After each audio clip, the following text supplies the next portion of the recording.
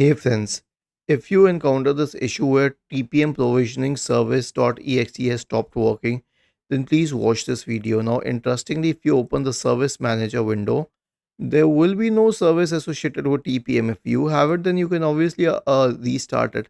But usually we don't find any service associated with TPM. I think it is associated with the Windows security service. But we found the TPM drivers anyway. First of all, run the SFC scan. Search for command prompt in the Windows search bar and click on Run as Administrator. Type the command sfc space forward slash scan now and hit enter to invoke the SFC scan. The next solution is to update the TPM drivers. How would you do that?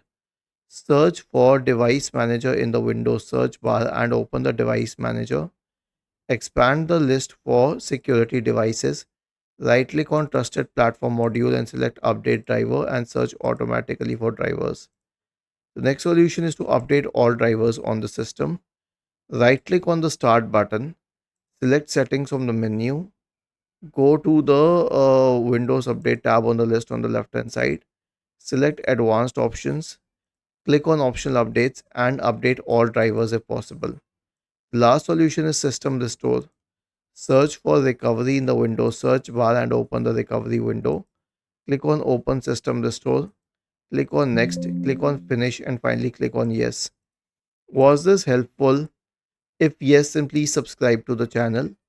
If not, then let us know in the comment section of the video on how we could help you further. Thank you for watching this video and have a nice day.